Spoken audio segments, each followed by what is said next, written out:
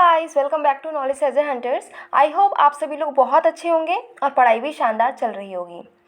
हम updated material को पढ़ रहे थे। पीटी 365 की सीरीज़ चल रही थी जिसमें हमारा अपडेटेड मटेरियल आया हुआ है, जिसमें हम ऑलरेडी बहुत सारे पार्ट्स कर चुके हैं।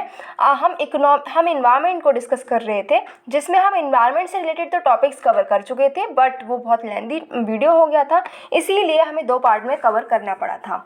आज हम देखेंगे डिजास्टर मैनेजमेंट एंड जो भी बचे हुए टॉपिक्स हैं उसको आज हम कवर करेंगे।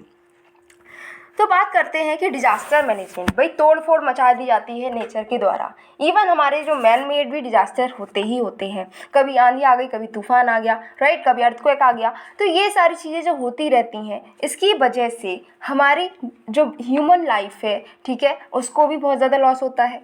हमारी जो एनिमल लाइफ है, बहुत सारे बर्ड्स, एनिमल्स, इंसेक्ट्स, हर किसी को कहीं ना कहीं नुकसान पहुंचता है। हमारा इंफ्रास्ट्रक्चर सब तहस नहस हो जाता है, राइट। तो पूरी लाइफ जो है वो ही गड़बड़ हो जाती है। क्यों? डिजास्टर आ गया, राइट।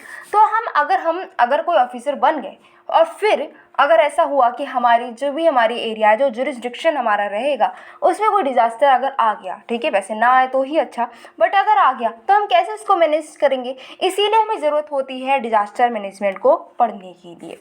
ओके, तो अगर हम बात करें डिज़ास्टर मैनेजमेंट की, तो डिज़ास्टर मैनेजमेंट में सबसे पहला टॉपिक क्या है? सबसे पहले हम देखेंगे ग्लेशियल लेक आउटबर्स्ट फ्लड, ठीक है। कई बार हम न्यूज़ सुनते हैं कि कहीं पर जो है ग्लेशियर लेक आउटबर्स्ट हो चुका है, कहीं फ्लड आ चुकी है, राइट।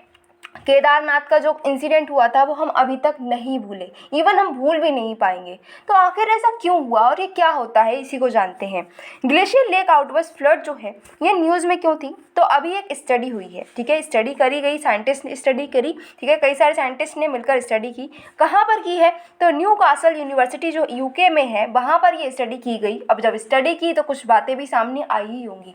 बातें सामने आई हैं, इन्होंने बताया कि लगभग 3 मिलियन इंडियंस ऐसी जगह पर रहते हैं जहां पर ग्लेशियर लेक फ्लड आने का खतरा बना रहता है। तो मतलब क्या कि 3 मिलियन इंडियंस की लाइफ हमेशा खतरे में रह रही है। क्यों? क्योंकि वो ऐसी जगह पर रह रहे हैं जहां पर ग्लेशियर लेक फ्लड आने के चांसेस बहुत ही ज़्यादा हैं।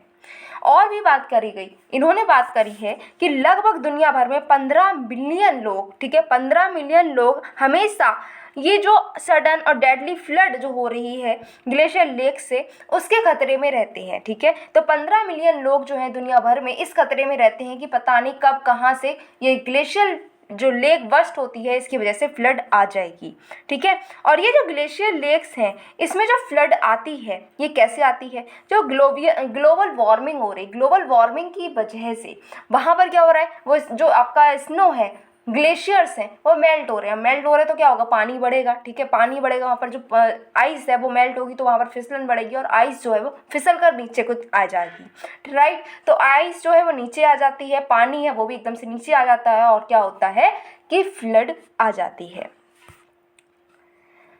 लगभग जितने भी लोग जो हैं जिनकी लाइफ को खतरा है, ठीक है, जिनकी लाइफ पर कहीं ना कहीं ये इम्पैक्ट पड़ता है ग्लेशियर लेक आउटबर्स्ट की वजह से, उनमें से आधे लोग जो हैं, ठीक है, 50% जो टोटल हमने देखे 15 मिलियन लोग जो हैं वो इस खतरे में रह रहे हैं, उसमें से जो 50% लोग हैं ना वो सिर्फ और सिर्फ 4 कंट्रीज़ में ही रह रहे हैं। अच्छा, 4 कंट्रीज़ के नाम कौन कौन से हैं? तो हमारी प्यारी इंडिया, राइट, हमारे पड़ोसी पाकिस्तान, ठीक है, हमारे पड़ोसी चाइना, साथ ही साथ पेरू, ठीक है। तो ये 4 कंट्रीज ऐसी हैं जहाँ पर आधे लोग ऐसे रह रहे हैं जो कि पूरी दुनिया भर में जितने भी लोग हैं जिन पर ये इम्पैक्ट पड़ेगा ग्लेशियर लेक आउटबर्स्ट से, उसमें से 4 कंट्रीज में आधे लोग रह रहे हैं।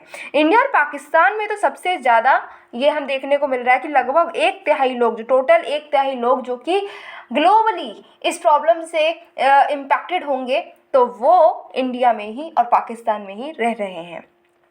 जो पॉपुलेशंस हैं जो कि हाई माउंटेन्स एरिया में रहती है, ठीक है, ऐसा रीजन जो कि हिंदू कुश से ले जाकर ईस्टर्न हिमालय तक का जो रीजन है, वहाँ की जो पॉपुलेशन है वो सबसे ज़्यादा एक्सपोज्ड है ग्लेशियर लेक्स के लिए, राइट।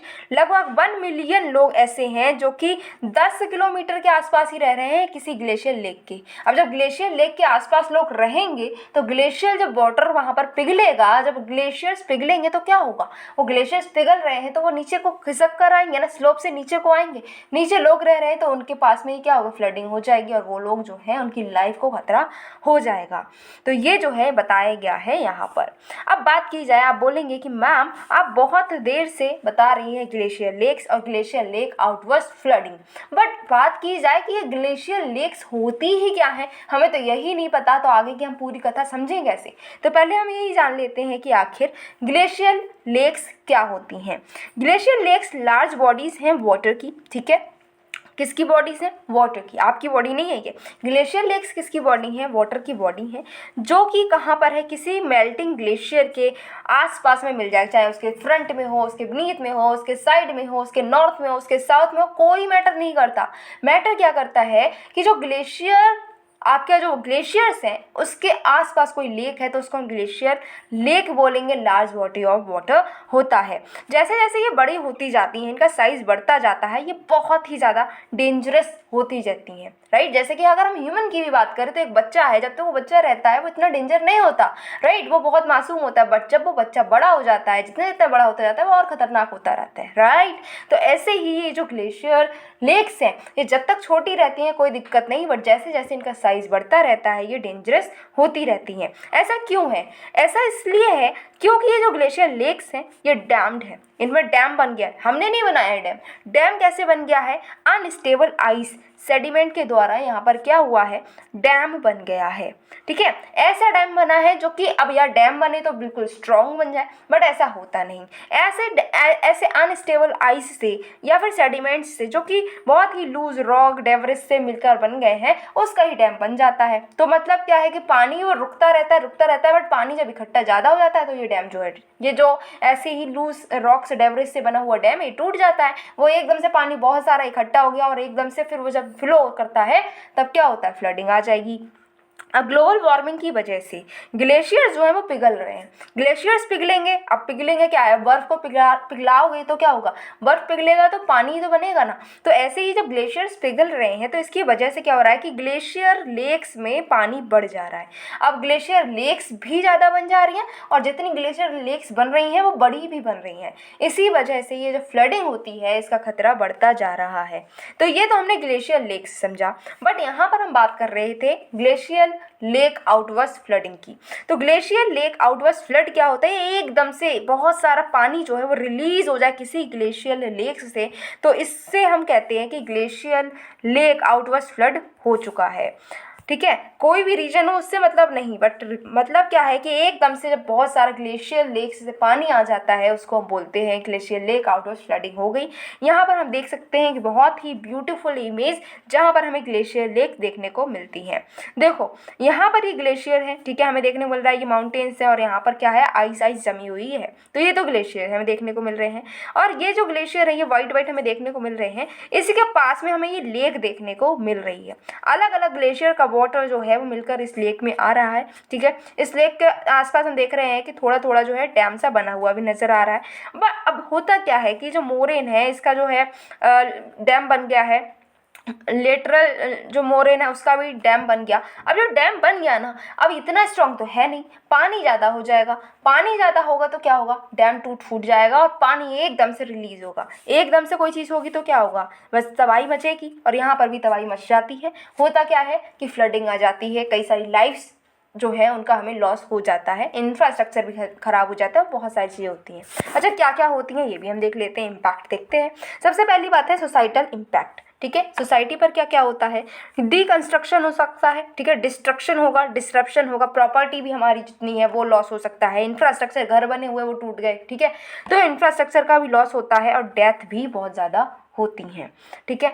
अब हम बात करते हैं कि ओशन सर्कुलेशन और क्लाइमेट पर क्या असर होता है। तो सैलिनिटी जो है सरफेस लेयर की वो कम हो जाती है। अब जैसे नमक है, ठीक है, नमक को आपने 1 गिलास पानी में घोल दिया है, 1 चम्मच नमक अगर आपने घोल दिया तो वो ठीक है, लेकिन अब उस 1 गिलास पानी में क्या किया आपने, 1 चम्मच तो डाला लेकिन अब पानी आपने बढ़ा दिया, अब 1 जग हो गया, ठीक है। पानी कितना हो गया, 1 गिलास से 1 जग हो गया।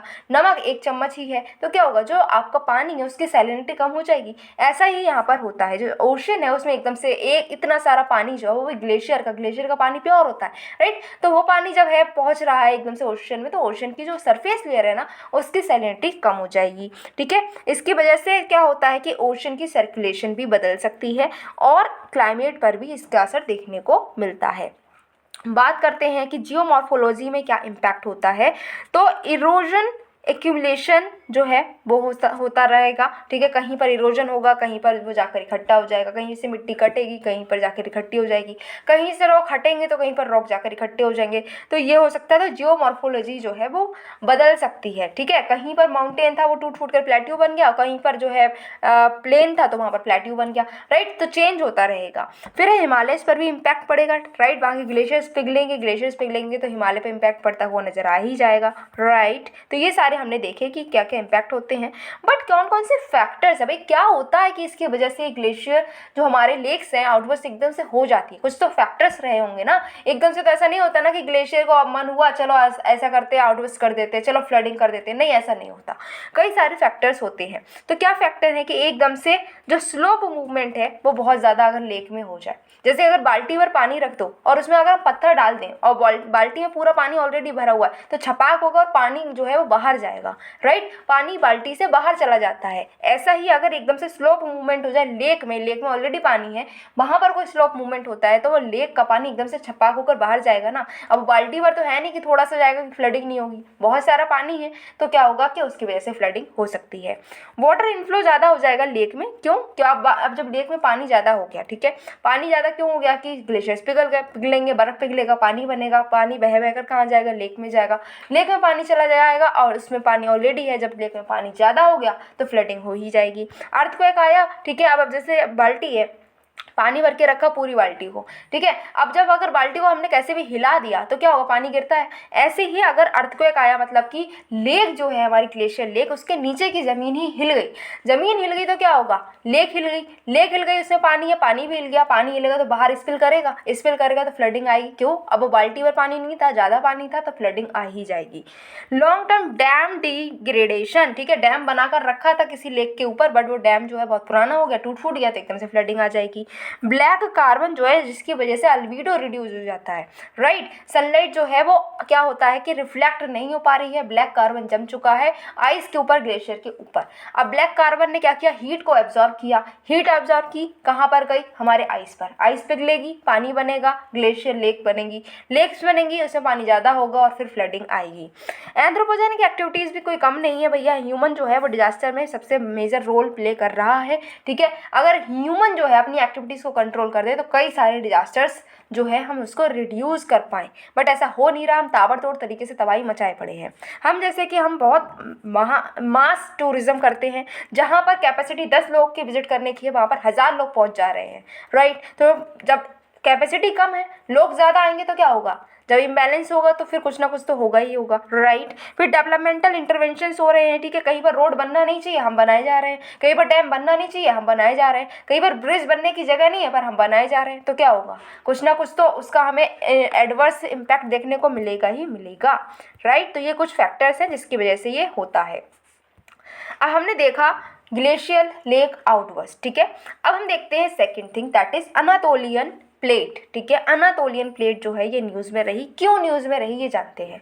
न्यूज़ में इसलिए है क्योंकि जो टर्की और सीरिया है यहाँ पर पावरफुल अर्थक्वेक आए हैं और जिसकी वजह से लगभग हम बोल सकते हैं 4000 लोगों की डेथ हो गई, मास डेथ हुई है, राइट। 4000 लोग, ठीक है, 4 लोग नहीं है, ये 4000 ह्यूमन लाइफ्स का लॉस हो गया जस्ट बिकॉज वहाँ पर पावरफुल अर्थक्वेक्स देखने को मिले, टर्की एंड सीरिया, ठीक है। सबसे पहले 7.8 मैग्नीट्यूड का अर्थक्वेक आया जिसकी वजह से बहुत सारे अब जो सबसे पहले जो 7.8 का मैग्नीट्यूड का अर्थक्वेक आया उसके बाद में दर्जनों आफ्टर शॉक्स आए हैं, ठीक है। अब जैसे अर्थक्वेक आता है तो एक बार पहले ताबड़तोड़ तरीके से हिल जाती है धरती, ठीक है। अब वो हिल गई, उसके बाद में ऐसा नहीं कि एक बार हिल गई बस खत्म, फिर वो धीरे धीरे धीरे धीरे हिलती ही रहती है कई देर तक, ठीक है। तो ऐसा ही यहाँ पर हुआ है। ऐसा रीजन जहाँ पर ये अर्थक्वेक ने स्ट्रक किया है, वो रीजन जो है वो एक सिस्मिक फॉल्ट लाइन पर लाई करता है, और वो सिस्मिक फॉल्ट लाइन है अनातोलियन टेक्टोनिक ब्लॉक, ठीक है। अनातोलियन टेक्टोनिक ब्लॉक जो है वो नदन सेंट्रल ईस्टर्न टर्की की तरफ से रन करती है। सिस्मिसिटी की बात करें इस रीजन में तो यहाँ पर होता क्या है कि अफ्रीकन, यूरेशियन और अरेबियन 3 प्लेट एक साथ इंटरेक्ट कर रही हैं। जब एक साथ लड़ेंगी तो क्या होगा कि वहाँ पर क्या होगा, वहाँ पर कुछ ना कुछ टेंशन बनेगी ही बनेगी। टेंशन बनती है और ज़मीन हिल जाती है, वहाँ पर अर्थक्वेक आ जाता है। अरेबियन प्लेट की अगर हम बात करें तो अरेबियन प्लेट नॉर्थवर्ड पुश कर रही है, जिसकी वजह से अनातोलियन प्लेट में वेस्टवर्ड मूवमेंट हो जाता है, और अनातोलियन मूवमेंट जो है अनातोलियन प्लेट से वेस्टवर्ड मूवमेंट होता है और वेस्ट में ही टर्की लाई करती है, और इसी वजह से क्या हो रहा है कि ये अर्थक्वेक देखने को मिलते हैं टर्की में। जो बहुत सारी हमारे पहली बात अगर हम बात करें कि अर्थक्वेक जो है बहुत सारी जगह पर आता है, ठीक है। बहुत सारी लंबी लंबी स्ट्राइक स्लिप्स भी हैं, लेकिन इनमें से एक जो बड़ी स्ट्राइक स्लिप है अर्थक्वेक की, वो अभी रिसेंट टाइम में हुई है, जिसने स्ट्रक किया है ईस्ट अनातोलियन फॉल्ट जोन को। स्ट्राइक स्लिप फॉल्ट जो है ये वर्टिकल फ्रैक्चर्स होते हैं, ठीक है, जहाँ पर ब्लॉक्स जो है हॉरिजॉन्टल मूव कर रहे होते हैं, ठीक है। इन फॉल्ट्स में 2 प्लेट एक साथ पैरेलल तो मूव करती हैं बट अपोजिट साइड में मूव करती हैं। जैसे कि बात करें तो एक प्लेट ऐसे मूव कर रही है और एक प्लेट ऐसे मूव कर रही है, ठीक है। एक साथ मूव कर रही है, पैरेलल तो है बट क्या हो रहा है कि अपोजिट डायरेक्शन में है, तो यहाँ पर क्या होता है कि टेंशन बन जाती है। टर्की ब्रिज की बात करें, टर्की जो है यूरोप को जोड़ता है एशिया से, ठीक है, हमें इतना तो पता ही है। डिवाइड किसने किया है टर्की को? डार्डेनेल्स ने, सी ऑफ मरमरा ने एंड बॉस्फोरस स्ट्रेट ने। ये हम बात कर रहे हैं टर्की की लोकेशन की। इसको सराउंड किया है बुल्गारिया ने, ठीक है, और ग्रीस ने नॉर्थ वेस्ट में, जॉर्जिया ने, अर्मेनिया ने, अजरबैजान ने, ईरान ने ईस्ट से, एंड सीरिया ने और इराक ने करा है इसको साउथ से सराउंड। ये हम देख सकते हैं अनातोलिया की टेक्टोनिक ब्लॉक कहाँ है। ये हमें देखने को मिल रही है यूरेशियन प्लेट, ठीक है, यूरेशियन प्लेट, ओके।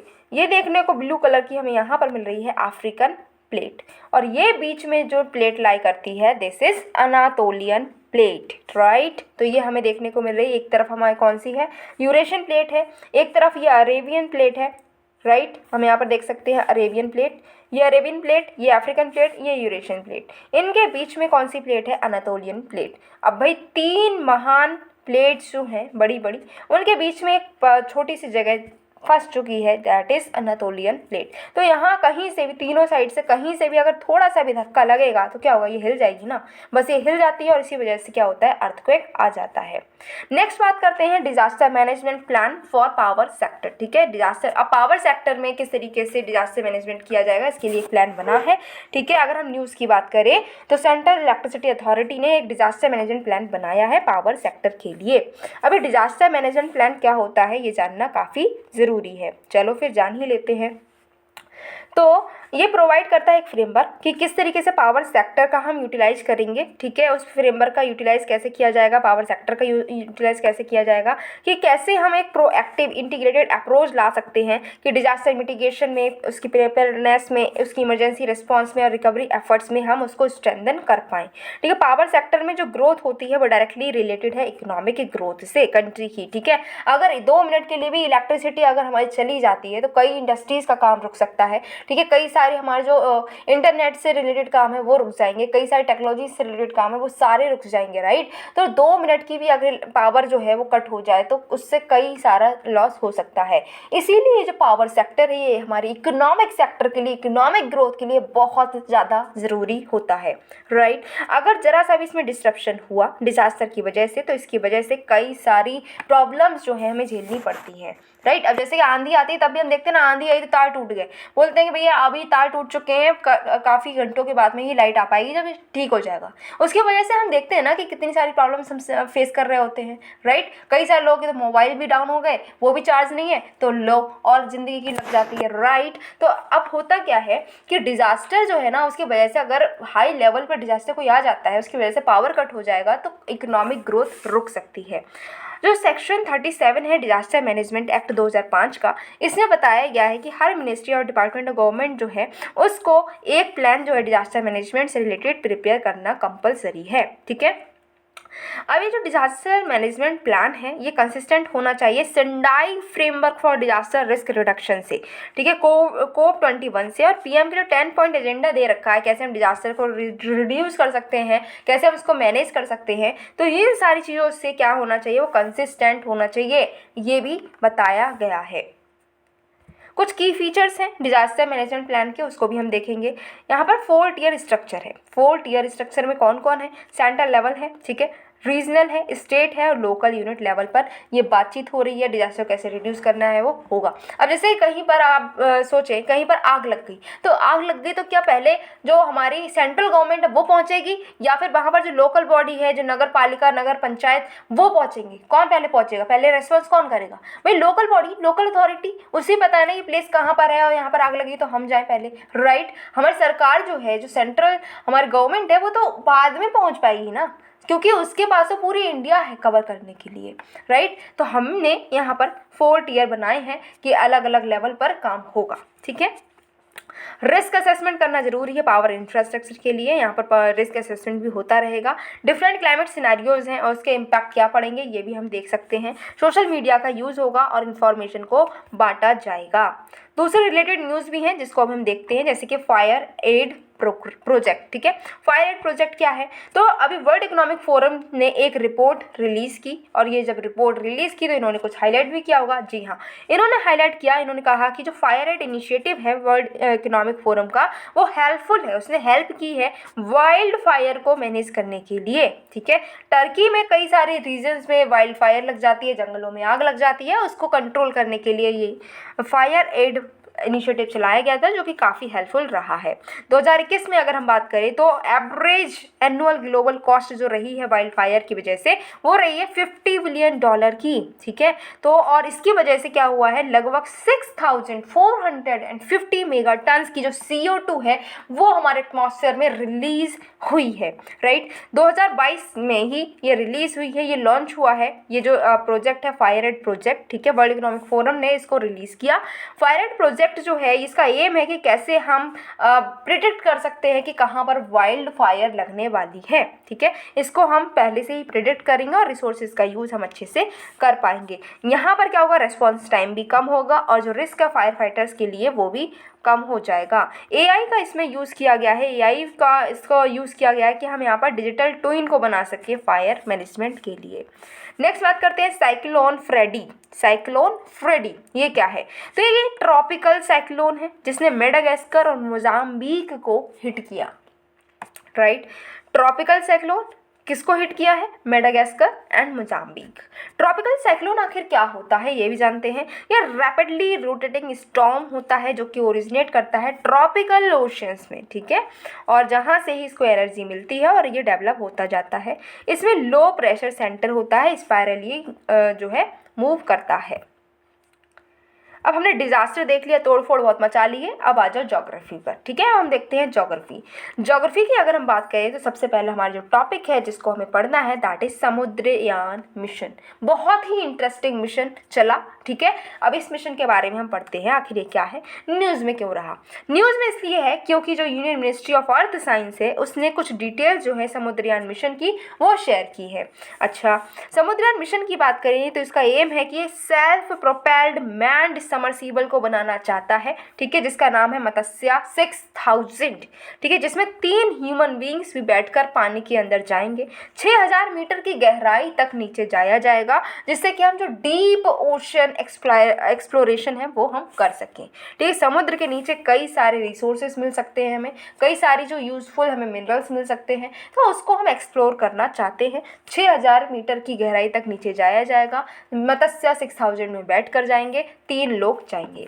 मत्स्य 6000 जो है इसको डेवलप किसने करा है, इतनी अजूबी चीज़ है, इतनी अच्छी चीज़ है, ये किसने डेवलप कर दी, तो इसको डेवलप किया है national institute of ocean technology and Chennai ने। ठीक है, अच्छा, अब इसको डेवलप किया गया है कि यहाँ पर 6000 metre depth rated remotely operated vehicle बनाया जाएगा।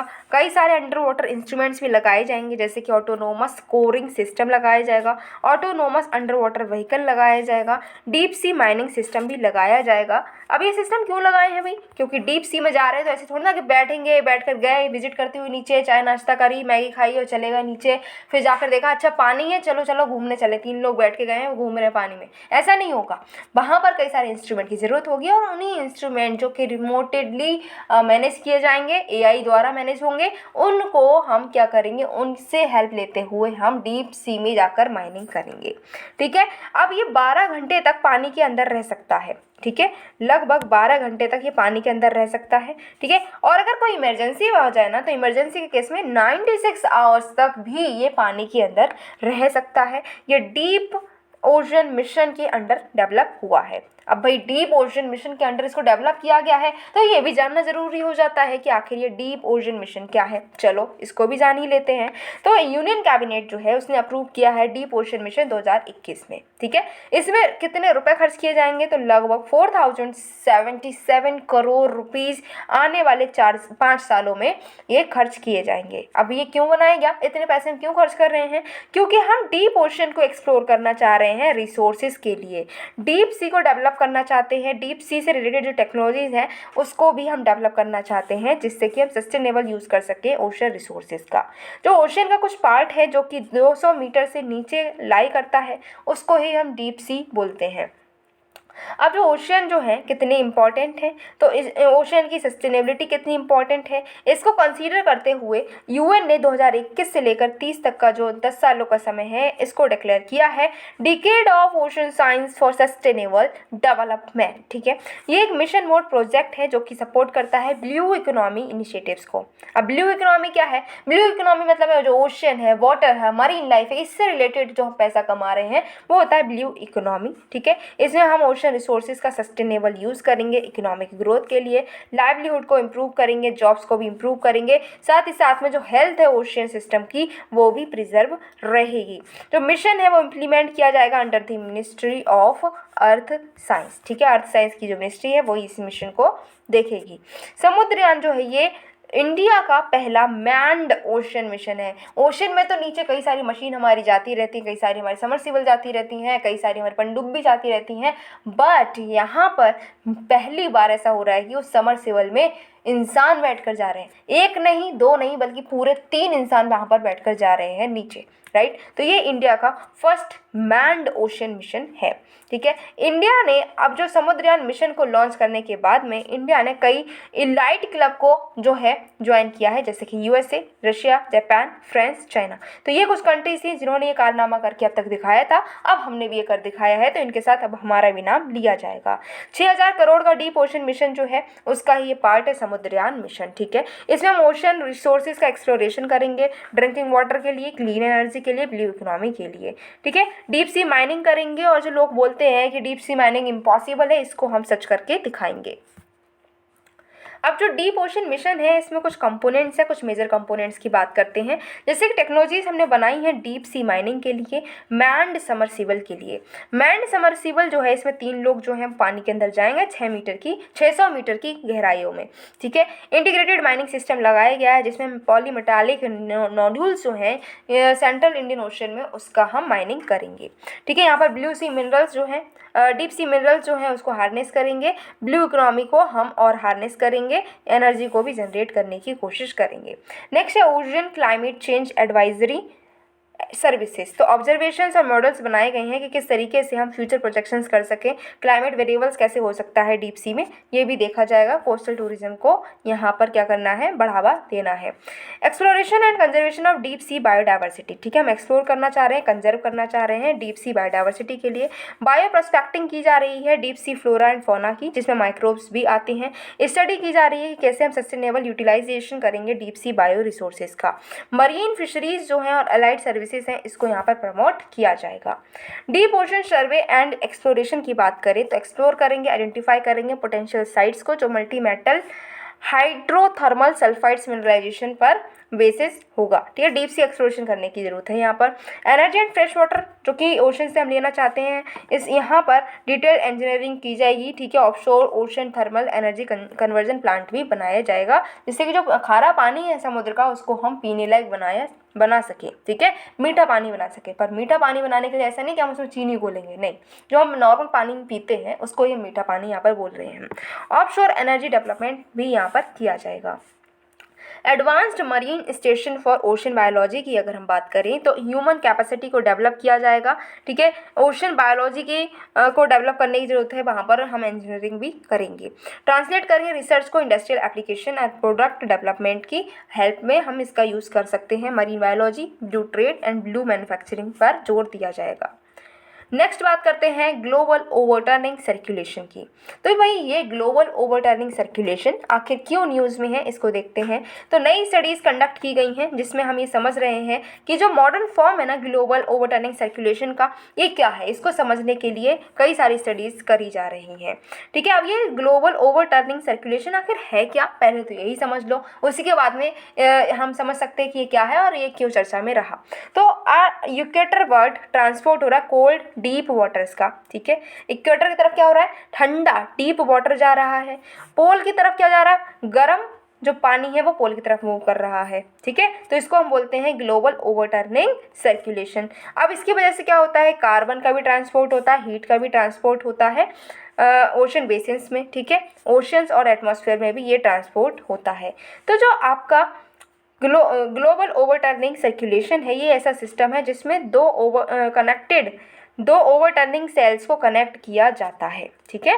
एक तरफ गर्म पानी है, एक तरफ ठंडा पानी है, दोनों को कनेक्ट करने वाला काम जो हो रहा है वो ग्लोबल ओवरटर्निंग सर्कुलेशन में होता है। अपर सेल जो है वो लिंक्ड है नॉर्थ अटलांटिक डीप वाटर से के बनने से, ठीक है। और जो शैलोअर रिटर्न है इस फ्लो का वो अटलांटिक के मेरिडियोनियल ओवरटर्निंग सर्कुलेशन से रिलेटेड है। लोअर सेल जो है, अब लोअर सेल में क्या हो रहा है जिसको हम सदर्न ओशियन मेरिडियोनियल ओवरटर्निंग सर्कुलेशन कहते हैं, ये एसोसिएटेड है अंटार्कटिक बॉटम वाटर के बनने से और इसके रिटर्न से। स्टडीज़ जो है उन्होंने इंडिकेट किया है कि जो टेक्नोलॉजिकली ड्राइवन चेंजेस हैं ओशन गेटवेज में, जैसे कि सेंट्रल अमेरिकन सीवे का क्लोजर, ठीक है, ये सब जो है इसी वजह से इसने इम्पैक्ट किया है किसको, जीओसी को। क्या है ये जीओसी, ग्लोबल ओवरटर्निंग सर्कुलेशन। अब जो हमारा CAS है ये एक बॉडी है वाटर की, ठीक है, जो कि सेपरेटेड है किससे, सेंट्रल अमेरिकन सीवे जो है एक बॉडी है वाटर की जो कि नॉर्थ अमेरिका से सेपरेटेड है साउथ अमेरिका से।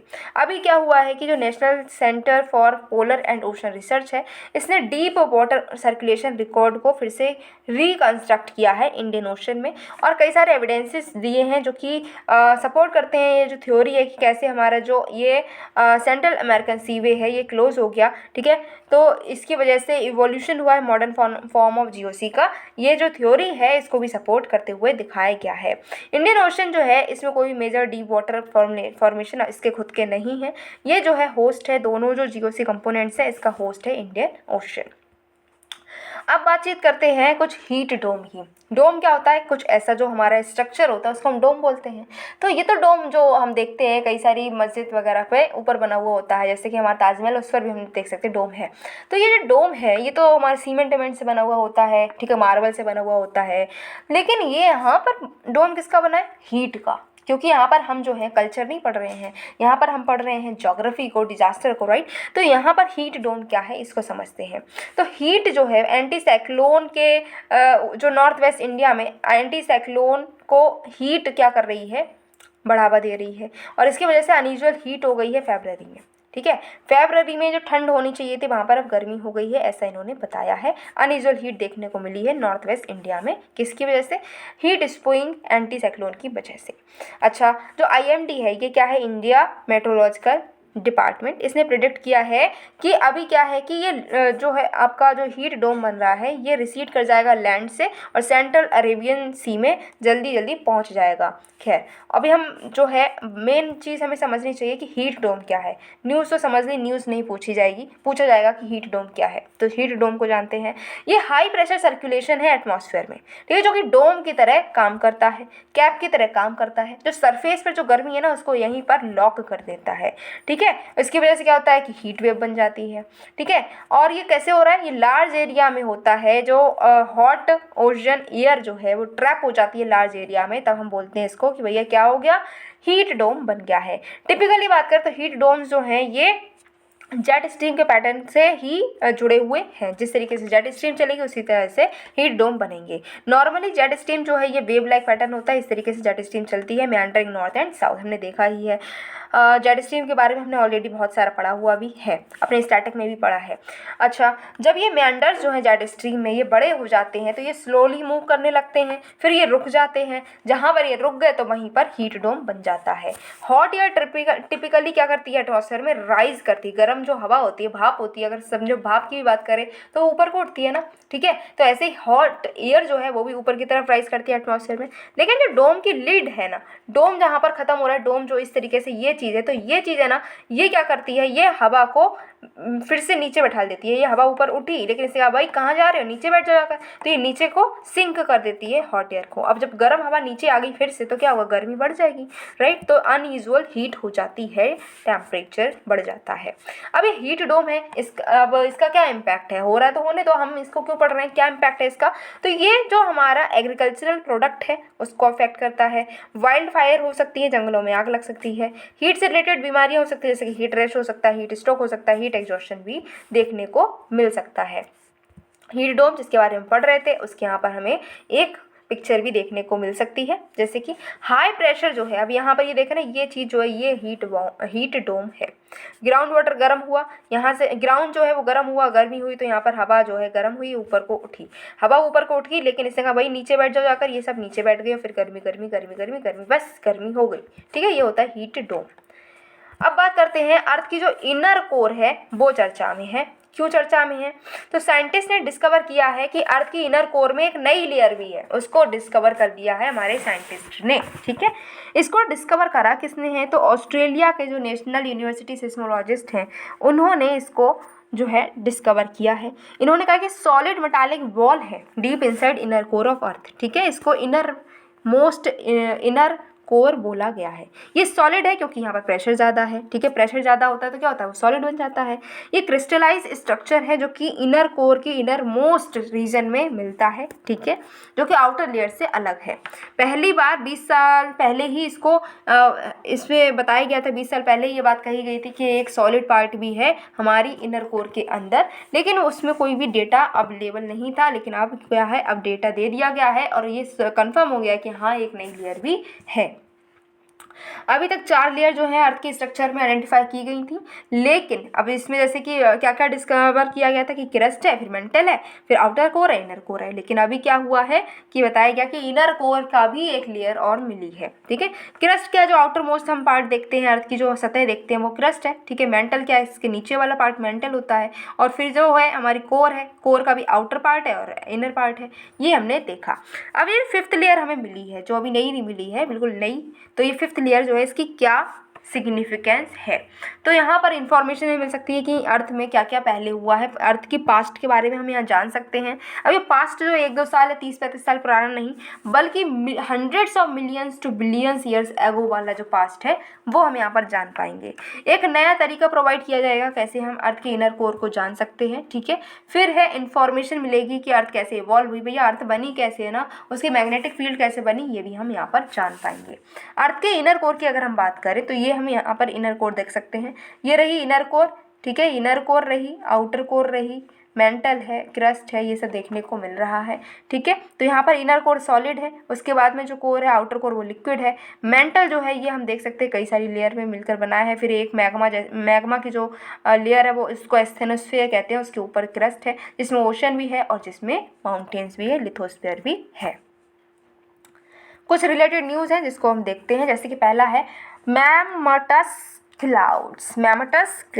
अच्छा, ये जो पिक्चर दिख रही है मैमटस क्लाउड्स की ही पिक्चर दिख रही है। अच्छा, नासा ने अभी ये जो मैमटस क्लाउड की पिक्चर है इसको रिलीज़ किया है, यूएस के ऊपर ये देखने को मिले हैं।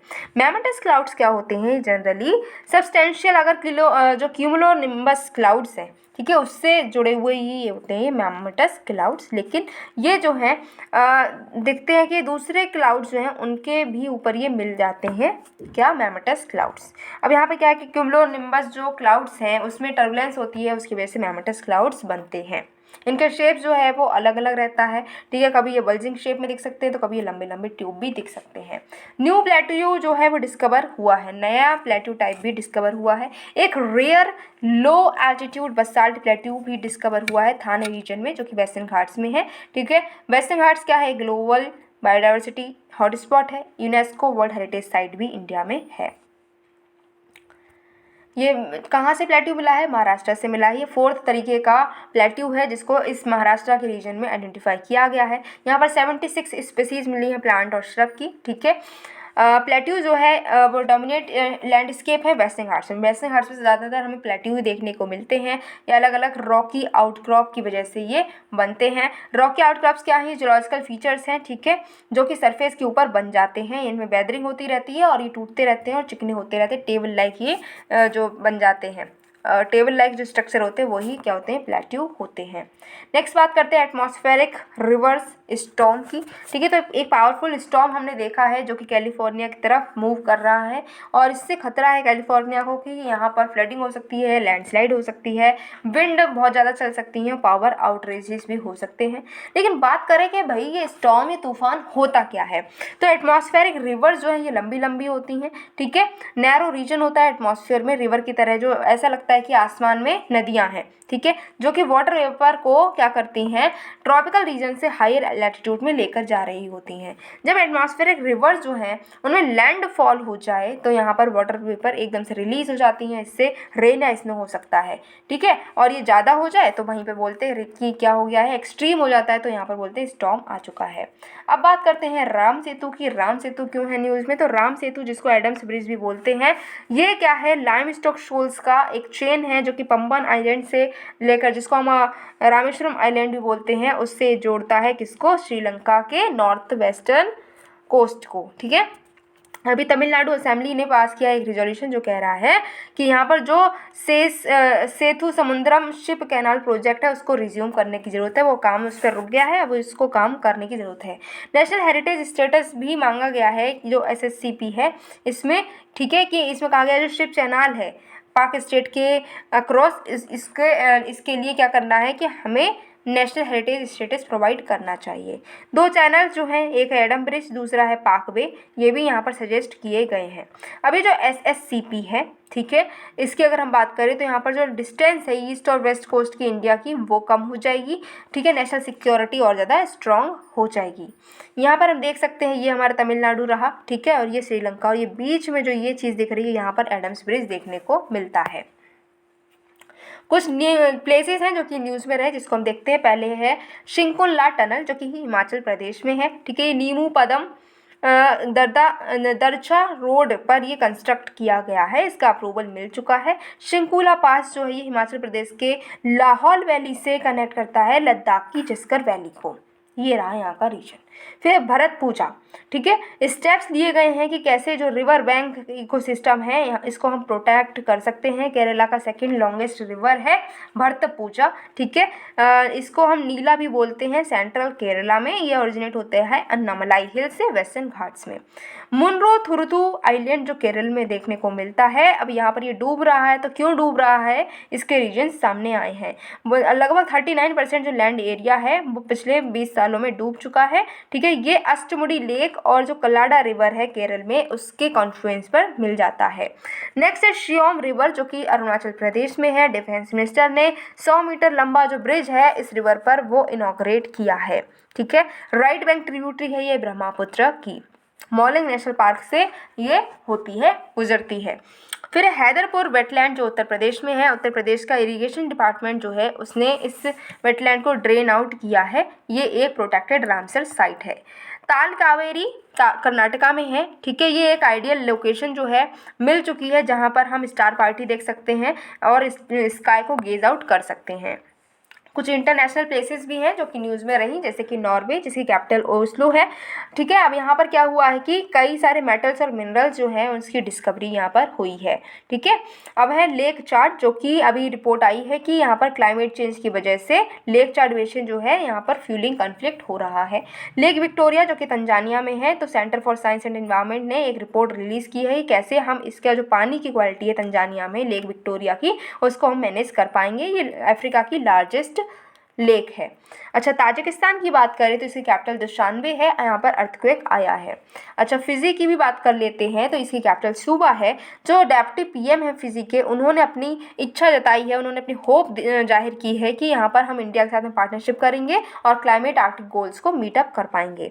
न्यूजीलैंड जिसकी कैपिटल वेलिंगटन है, तो यहाँ पर क्या हुआ है कि इसने इमरजेंसी को डिक्लेयर करा है, क्योंकि यहाँ पर गबरीले जो है, गबरीले जी आ चुके हैं। तो गबरीले कौन है? गबरीले एक साइक्लोन है।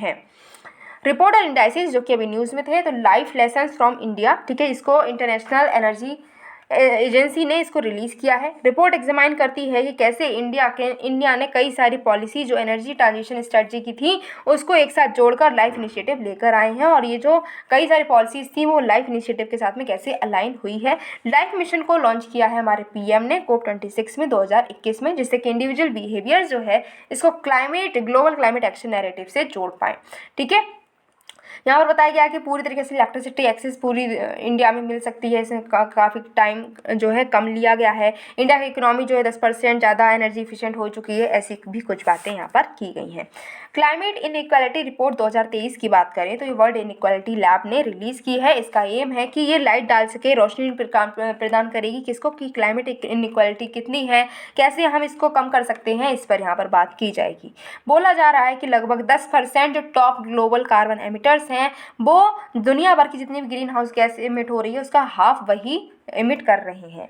नेक्स्ट बात करते हैं global assessment of soil carbon in grasslands की, तो इसको रिलीज़ किया हमारे फाओ ने। ठीक है, इसको फंड किया फाओ लीप पार्टनरशिप ने, राइट। अब यहाँ पर मेजर ये क्या करता है कि ये जो सॉइल ऑर्गेनिक कार्बन है इसके स्टॉक्स को मेजर करता है दोनों ही जगह पर, चाहे वो सेमी नेचुरल या फिर मैनेज ग्रासलैंड हो, हर जगह पर ये मेजर कर रहा है। ग्रासलैंड्स क्या है? ग्रासलैंड में लगभग दुनिया भर की 20% जो सॉइल ऑर्गेनिक कार्बन है वो होता है। ठीक है, यहाँ पर लॉस हुआ है क्योंकि ह्यूमन एक्टिविटीज़ जो है जैसे ग्रेजिंग हो गई, लाइफ स्टॉक ग्रेजिंग करवा रहे हैं हम, इंटेंसिव एग्रीकल्चर एक्टिविटीज़ कर रहे हैं, इसकी वजह से ये जो सॉइल कार्बन है, ऑर्गेनिक कार्बन है, इसका लॉस देखने को मिला है। दुनिया भर में जो बहुत सारे ग्रासलैंड है इसमें पॉजिटिव कार्बन बैलेंस देखने को मिला है, जिसका मतलब है कि लैंड जो है बहुत ही स्टेबल है। लेकिन नेगेटिव कार्बन बैलेंस भी देखने को मिला कहाँ? ईस्ट एशिया में, सेंट्रल एंड साउथ अमेरिका में, अफ्रीका, साउथ ऑफ इक्वेटर में भी देखने को मिला है। अब ये सॉइल ऑर्गेनिक कार्बन क्या होता है? तो कार्बन जो कि मिट्टी के अंदर है, ठीक है, और जिसको हम मेजर कर पा रहे हैं उसको हम सॉइल ऑर्गेनिक कार्बन बोलते हैं। नेक्स्ट बात करते हैं ग्रॉस डोमेस्टिक क्लाइमेट रिस्क की, तो इसको रिलीज़ किया है क्रॉस डिपेंडेंसी इनिशिएटिव ने। ठीक है, ये दुनिया भर का पहला इंडेक्स है जो कि फिजिकल इन्वायरमेंट रिस्क को असेस कर रहा है कि कैसे इन्वायरमेंट जो है उसको बिल्ड किया जाएगा। फिजिकल क्लाइमेट रिस्क क्या होता है? ये वल्नरेबिलिटी है जो अलग अलग क्लाइमेट चेंज की वजह से हो रही है। ठीक है, इंडिया, चाइना और यूएस जो है इसमें लगभग 80% जो वल्नरेबल सिटीज़ है वो इन्हीं 3 कंट्रीज़ में देखने को मिलती हैं। नेक्स्ट है क्लाइमेट परफॉर्मेंस इंडेक्स की अगर हम बात करें तो इसको रिलीज़ किया है ऑब्जर्वर रिसर्च फाउंडेशन ने। एम है कि कैसे हम इवेलुएट करेंगे परफॉर्मेंस ऑफ G20 कंट्रीज़। ठीक है, क्लाइमेट चेंज मिटिगेशन में कैसे G20 कंट्रीज़ काम कर रही हैं उसको मेजर करने के लिए क्लाइमेट परफॉर्मेंस इंडेक्स लाया गया है। आपको याद ये रखना है कि ये जो है ऑब्जर्वर रिसर्च फाउंडेशन ने रिलीज़ किया है। Global sea level rise and implications facts and figures, इसको रिलीज़ किया है हमारे WMO ने, वर्ल्ड मेट्रोलॉजिकल ऑर्गेनाइजेशन ने। इससे बताया कि सी लेवल जो है ये 4.5 mm पर हर साल जो है ये राइज कर रहा है। 2013 से 22 तक देखें और ये सबसे ज़्यादा हाईएस्ट रहा है। ठीक है, ओवर 3 टाइम जो हायर रेट ये हम देख पाए हैं 1901 से 1971 के बीच में, अगर हम देखें तो उससे अगर मेजर करें तो ये 3 गुना ज़्यादा तेज़ बढ़ा है। सी लेवल राइज जो है ये ग्लोबली यूनिफॉर्म नहीं है, अलग अलग है ये। ठीक है, इंडिया, चाइना, बांग्लादेश, नीदरलैंड में सबसे ज़्यादा सी लेवल बढ़ता हुआ नज़र आ रहा है। ओजोन रिकवरी असेसमेंट रिपोर्ट की बात करें, 2022 की रिपोर्ट है। इसको रिलीज़ बहुत सारी ऑर्गेनाइजेशन ने मिलकर किया है। WMO, UNEP, NOAA, NASA, European commission, इन सब ने मिलकर ये रिपोर्ट जारी की है। ओजोन डिप्लीटिंग सब्सटेंस लेवल जो है ये अभी कम हुए हैं, ऐसा माना जा रहा है कि हम इसमें बहुत अच्छा काम कर पाए हैं। 1980 की जो वैल्यूज थी उस वैल्यू पर हम अब पहुंच गए हैं। Urban forestry and urban grinning जो ड्राईलैंड में आती है, इसकी एक रिपोर्ट आई है, इसको फाओ ने रिलीज़ किया है। ठीक है, यहाँ पर बात की जा रही है कि लगभग जो 35% वर्ल्ड की लार्जेस्ट सिटीज़ हैं, जैसे कि न्यू दिल्ली है, कायरो है, ये जो है इन्होंने वर्ल्ड के ड्राईलैंड्स को भी बहुत ज़्यादा बनाया है। ठीक है, वर्ल्ड के ड्राईलैंड्स में ये बनी हुई हैं और यहाँ पर बहुत ही ज़्यादा सोशल, इन्वायरमेंटल, इकोनॉमिक क्राइसिस के रिस्क देखने को मिल रहे हैं। Innovation in plastics and the potential and possibilities, इसको रिलीज़ किया है मैरिको इनोवेशन फाउंडेशन ने। डेवलप किया है इसको Indian institute of science and Praxis global alliance ने। ये एग्जामाइन करता है कैसे इंडिया में जो प्लास्टिक वेस्ट मैनेजमेंट है उसको ये एग्जामाइन करता है, कौन से चैलेंजेस है, क्या अपॉर्चुनिटीज़ हैं, इसको ये देखता है। इन्होंने बताया कि इंडिया जो है लगभग 3.4 मिलियन टन की प्लास्टिक वेस्ट को जनरेट करता है हर साल, लेकिन इसका 30% ही ऐसा है जो रिसाइकिल हो पाता है। सबसे ज़्यादा यहाँ पर बात की जाए तो महाराष्ट्र, गुजरात और तमिलनाडु हैं, इन्होंने 38% जो है प्लास्टिक वेस्ट जो है जनरेट किया है इंडिया में। कुछ अपडेट्स भी आई हैं, जैसे कि लद्दाख का पहला बायोडाइवर्सिटी हेरिटेज साइट मिल चुकी है लद्दाख को। लोकल बायोडाइवर्सिटी मैनेजमेंट कमेटी ने क्या किया है कि एक सिक्योर हिमालय प्रोजेक्ट के अंडर यहाँ पर जो आयासो जो है ये लद्दाख की फर्स्ट बायोडाइवर्सिटी हेरिटेज साइट के तौर पर घोषित कर दी है। आयासो है एक नेस्टिंग हैबिटाट है लार्ज नंबर ऑफ बर्ड्स के लिए, एनिमल्स के लिए। ठीक है, यहाँ पर जैसे कि bar headed goose, black necked crane और ब्राह्मिनी डक मिलती है। ये जो है ब्लैक नेक्ड जो क्रेन है उनका one of the highest breeding site भी है। साउथ अफ्रीका ने ट्रांसलोकेट किए हैं 12 चीता टू इंडिया। भाई चीता इंडिया में आ रहे हैं, चीता इंडिया में आ रहे हैं, ये तो बहुत ही ज़्यादा चर्चा में रहा। बच्चे को पता चल चुका है कि अब हमारी इंडिया में भी चीता आ चुके हैं। तो साउथ अफ्रीका ने 12 चीता इंडिया में पहुंचा दिए हैं। हमने क्या किया था, साउथ अफ्रीका के साथ में एक MOU साइन किया था कि हमें क्या करना है, चीता को रीइंट्रोड्यूस करना है इंडिया में, जिससे कि चीता का जो मेटा पॉपुलेशन है उसको हम एक्सपेंड कर सकें। और जो हमारी ऐसी स्टेट जहाँ पर पहले चीता मिलता था बट अब नहीं मिलता, वहाँ पर हम इसको रीइंट्रोड्यूस कर सकें। चीतास को अवेलेबल कराया है Phinda game reserve, Swalu Kalahari reserve, Waterberg biosphere, Kwandwe game reserve, Mapesu reserve. ये जो है ये सब एरिया जो है, ये सब जो आपके रिजर्व्स हैं, इन्होंने चीता अवेलेबल कराए हैं और कूलो नेशनल पार्क में इनको इंट्रोड्यूस किया गया है। प्लानिंग ये है कि अगले आने वाले 8 से 10 सालों में 12 और जो है हर साल 12 हम चीता लेकर आएंगे। नेक्स्ट बात करें तो RBI ने एक सॉवरेन ग्रीन बॉन्ड्स को भी इशू किया है 2 ट्रांचेस में। ठीक है, 8,000 करोड़ की एक ट्रांच है जिसमें 2 आपकी सॉवरेन ग्रीन बॉन्ड्स को इशू किया है RBI ने। RBI जो है 5 साल और 10 साल के ग्रीन बॉन्ड्स को इशू करेगा। 4,000 करोड़ के हर ग्रीन बॉन्ड को रहेंगे। ठीक है, हर जो करंट फाइनेंशियल ईयर है इसमें ऐसा होगा कि 4,000 करोड़ के 5 साल के और 10 साल के ग्रीन बॉन्ड्स जो हैं वो इशू होंगे। ग्रीन बॉन्ड्स क्या है, ऐसे बॉन्ड्स हैं जिसका पैसा जो आएगा वो ग्रीन जो टेक्नोलॉजी है उसमें यूज़ होगा, इन्वायरमेंट से रिलेटेड जो काम है, क्लाइमेट चेंज से रिलेटेड काम है, उनमें ये पैसा इशू होगा, लगेगा। ठीक है, जो ग्रीन बॉन्ड्स है, सॉवरेन ग्रीन बॉन्ड्स, इनको अनाउंस किया था हमारा जो बजट आया था 2022-23 का, उसमें ये इशू किया था और इसको इशू करेगा मिनिस्ट्री ऑफ फाइनेंस। ठीक है, ये जो है इनको RBI के द्वारा इशू किया जाएगा। एक यूनिफॉर्म प्राइस ऑक्शन होगी और 5% जो प्राइस होगी वो रिजर्व, ये जो 5% है ये रिजर्व रखे जाएंगे रिटेल इन्वेस्टर्स के लिए। ये रेपो और जो हमारा SLR है इसके लिए भी एलिजिबल होगा। यहाँ पर सेकेंडरी मार्केट में इसकी ट्रेडिंग भी हो सकती है।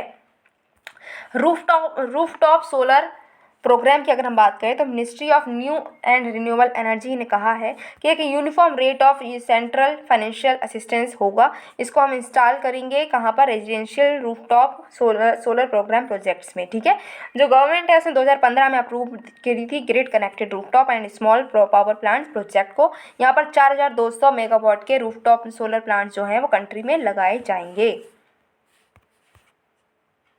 कुछ गलतियां हो गई थी हमारे PT 365 में, जिसको यहाँ पर इन्होंने करेक्ट करा है। इन्होंने कहा है कि जो आर्टिकल 3.2 था उसमें स्पीसीज़ में बताया गया था कि जो एशियाटिक लाइन्स हैं उनकी साइज़ पर कुछ इन्फॉर्मेशन दी गई थी अफ्रीकन लाइन्स में, ये उल्टी हो गई थी, ठीक है, जिसमें जो बड़ा था वो छोटा है वो बड़ा हो गया है। करेक्ट इन्फॉर्मेशन ये है कि एशियाटिक लाइन्स जो हैं ये छोटे होते हैं अफ्रीकन लाइन से। इन्होंने पहले बताया था कि अफ्रीकन लाइन छोटे होते हैं, बट नहीं, यहाँ पर गलत हो गया था। नेक्स्ट इन्होंने बताया है कि जो सस्टेनेबल डेवलपमेंट रिपोर्ट 2022 की आई थी उसमें जो है जो आपका SDG 13 है ये इनकरेक्टली इसमें नो पॉवर्टी मेंशन कर दिया गया, लेकिन यहाँ पर क्लाइमेट एक्शन में SDG 13 आता है। ये हमारी कुछ SDG के फिर से इन्होंने करेक्ट करके एक इन्फोग्राफिक दी है। इसी के साथ में आज हमने जो ज्योग्राफी, हमने डिजास्टर मैनेजमेंट और हमने बची कुची जो हमारी इन्फॉर्मेशन थी इन्वायरमेंट की वो भी कंप्लीट कर ली है। आई होप आपको समझ में आया होगा, इंटरेस्टिंग लगा होगा। अगर आपको सब कुछ समझ आया, इंटरेस्टिंग लगा, तो आपको करना क्या है, वीडियो को लाइक करना है, शेयर करना है, चैनल को सब्सक्राइब करना है, जिससे कि आने वाली वीडियो की इन्फॉर्मेशन आपको मिल सके और आप खुद को अपडेट कर पाएँ।